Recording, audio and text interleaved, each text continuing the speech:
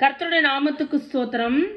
சில வேளைகளில் கர்த்தருடைய திட்டம் நமக்கு பிடிக்காத மாதிரி, நம்ம விரும்பத்தகாத மாதிரி நம்மளுடைய வாழ்க்கையில் நிறைவேறுகிறத நம்ம பார்க்குறோம்.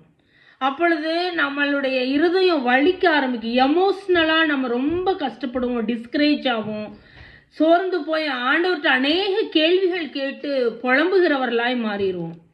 ஆனால் ஆண்டவருடைய நீதி, அவருடைய நியாய தீர்ப்புகள், அவருடைய திட்டங்கள் நம்மளுடைய வாழ்க்கையில் வெளிப்படும் பொழுது அதை ஏற்றுக்கொள்ளக்கூடிய மனப்பக்குவத்தை நம்ம பெற்றுக்கொள்வதற்கு தவறி விடுறோம். இங்கே ஒரு காட்சியை நம்ம பார்க்கலாம். இயேசு கிறிஸ்துவ சிலுவையில் அரைஞ்சிடுறாங்க.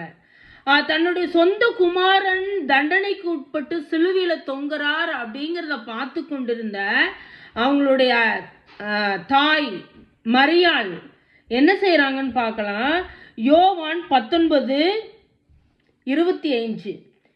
இயேசுவின் சிலுவையின் அருகே அவருடைய தாயும் அவருடைய தாயின் சகோதரி கிலேயப்பா மரியாளும் மகதலேனா மரியாளும் நின்று கொண்டிருந்தார்கள்.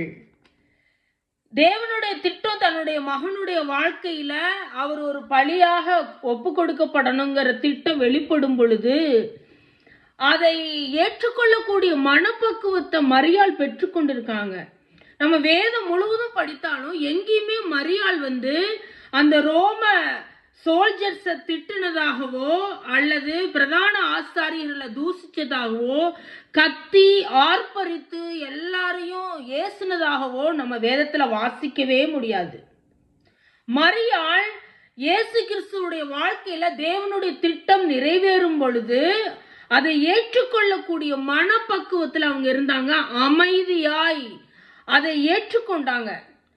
அவங்களுக்கு கண்டிப்பா வலிச்சிருக்கும் அந்த தாய்க்கு. ஏன்னா தன்னுடைய ஓன் மகன் தொங்குகிறது. அப்ப அந்த தாய் அதை எல்லாம் பொறுத்து கொண்டு அமைதலாக தேவ திட்டத்துக்கு தன்னுடைய குமாரனை ஒப்பு கொடுக்குறாங்க. அது எனக்கு ரொம்ப ஆச்சரியத்தை கொடுத்துச்சு. வேதத்துல ஒரு இடத்துல கூட யாரையும் அவங்க திட்டுனதை நம்ம பார்க்க முடியாது. அதே போல ஆபிரகாம்கிட்ட கர்த்தர் சொல்றாரு, உன் மகன் ஈசாக்கை பலியிடுன்னு. அப்போ கூட அவர் அமைதலா அந்த பலிபீடத்தை கட்டி விறகுகளை அடுக்கி தன்னுடைய மகனுடைய கரங்களை கட்டி அதுல கிடத்துறத பார்க்கணும்.